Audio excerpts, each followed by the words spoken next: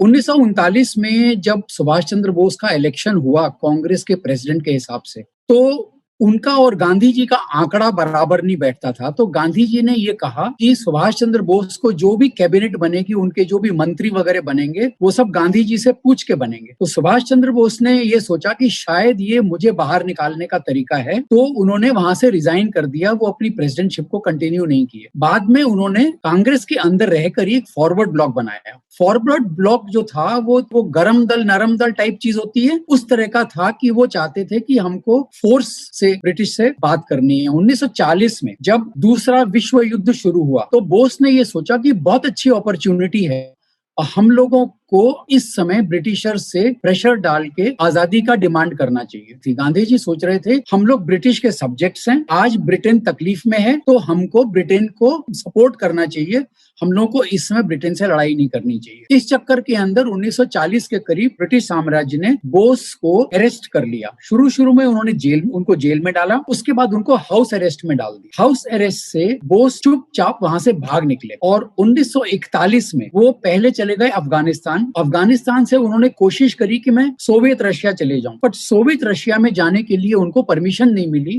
तो वो वहां से मुसोलिनी से मिलने के लिए इटली चले गए। बोस जी ने मदद मांगी मुसोलिनी से कि हमें ब्रिटिश साम्राज्य से आजादी दिलाने के लिए मदद कीजिए। मुसोलिनी ने मना कर दिया। तब वो वहां से हिटलर के पास पहुंचे, जर्मनी। हिटलर ने भी मना कर दिया, परंतु उन्होंने कहा कि तुम जापान चले जाओ, और बोस को सबमरीन में जगह दी। तो जर्मन सबमरीन में वो वहां से निकले और ईस्ट का सी, वहां पे उन्होंने अपने को जापानी सबमरीन में ट्रांसफर किया और वहां से वो जापान चले गए। अब एक प्रश्न आता है कि वो कम्युनिस्ट रशिया या फासिस्ट मुसोलिनी या डिक्टेटर जर्मनी, इनके पास वो क्यों गए? क्या बोस की खुद की विचारधारा थी कि वो इस तरीके के साम्राज्य को प्रेरणा देते हैं, वो ऐसा चाहते थे कि ऐसा साम्राज्य हमारे देश में रहना चाहिए? लोगों ने ये कई तरह के प्रश्न किए हैं, लेकिन इसका केवल जवाब ये है, बोस का इस तरह का विचार कहीं भी नहीं था। उनकी विचारधारा हमेशा ये थी कि हमको एक डेमोक्रेटिक साम्यवाद को डेफिनेशन यहाँ पे मैं ये कहूंगा कि बेनेवलेंट समाजवाद, जिसको साम्यवाद बोलते हैं, मतलब कम्युनिस्ट भी नहीं, डिक्टेटर भी नहीं, फासिज्म भी नहीं, लेकिन डेमोक्रेटिक सोशलिज्म तरीके से देश को चलाएंगे। तो बहरहाल वो वहां से निकले और जापान चले गए, और जापान जाने के बाद उन्होंने कोशिश करी कि जापान से उनको मदद मिल जाए ब्रिटिश साम्राज्य से और अपने को आजादी मिलने के लिए। जापान तैयार हो गया। लोग ये भी पूछते हैं कि जापान के मन में कोई ऐसी इच्छा थी क्या कि वो ब्रिटिश साम्राज्य से भारत को आजाद दिलवा देंगे और फिर खुद भारत में आके राज्य कर लेंगे। ऐतिहासिक तथ्य मिलते हैं, उसमें ऐसा कहीं भी नहीं था। आजाद हिंद फौज बनाना हुआ, इसमें जापान ने बहुत हेल्प किया। हुआ क्या, ब्रिटिश साम्राज्य ने भारतीय सोल्जर्स रखे हुए थे फिलीपींस में, सिंगापुर में और मलय में। मलय मतलब जो आज का मलेशिया है, उस एरिया में बहुत सारे भारतीय सैनिक रखे हुए थे, परंतु सारे को सारों को ब्रिटिश साम्राज्य के सैनिकों को जापान ने हरा दिया। तो वो सारे के सारे जापान के प्रिजनर ऑफ वॉर बन गए। जब वो जापान के प्रिजनर ऑफ वॉर बन गए, तो नेताजी को जापान ने उन सब को रिहा कर दिया। बोले इनसे आप आजाद हिंद फौज बनाइए। 60,000 सैनिक आजाद हिंद फौज के नेताजी ने इकट्ठे किए, फौज बनाई, और उस फौज से वो कोशिश करी उन्होंने कि हम भारत को आजाद कैसे कराएंगे। उन्होंने वहां पे आजाद हिंद गवर्नमेंट भी एस्टेब्लिश कर ली। सिंगापुर के अंदर आजाद हिंद गवर्नमेंट से एस्टेब्लिश करके 9 देश थे जिन्होंने आजाद हिंद गवर्नमेंट को रिकॉग्निशन भी दे दिया।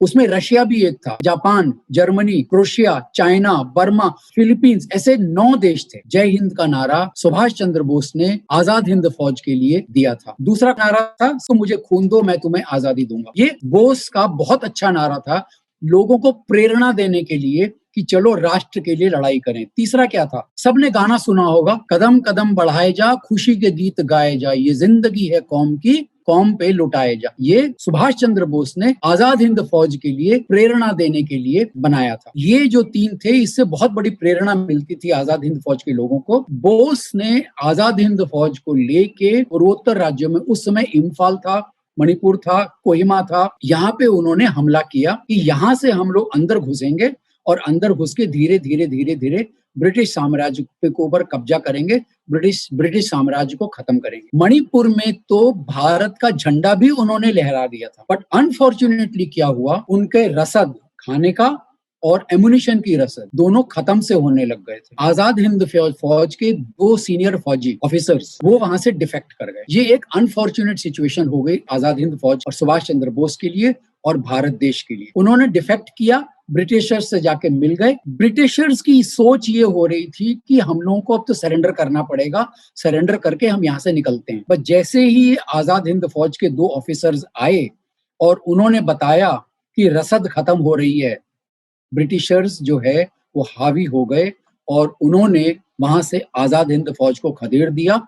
वहां से आजाद हिंद फौज की डिफीट हो गई। ये 1944 का वाकया है। उस समय जापान की हालत भी बहुत खराब हो रखी। करीब अगस्त 1945 में जापान की हालत इतनी खस्ता हो गई थी कि वो लोग सोच रहे थे कि अब हम सरेंडर कर देते हैं। अनफॉर्चुनेटली 6 अगस्त हिरोशिमा और नागासाकी के ऊपर अमेरिका ने एटम बम फेंक दिया। जापान के ये 2 शहर और वहां के हजारों लोग बुरी तरह से नष्ट हो गए और 15 अगस्त को उन्होंने सरेंडर कर दिया। सुभाष चंद्र बोस 18 अगस्त को 1945 साइगोन, जो आज होचिमिन सिटी है, होचिमिन सिटी से निकले हवाई जहाज में। वो जापान जाना चाह रहे थे। वो सोच रहे थे कि जापान में जाके वहां के रूलर से बात करेंगे कि आगे हमको क्या करना है। अनफॉर्चुनेटली सुभाष चंद्र बोस का हवाई जहाज क्रैश हो गया और सुभाष चंद्र बोस की मृत्यु हो गई। क्या सच में सुभाष चंद्र बोस की मृत्यु हुई?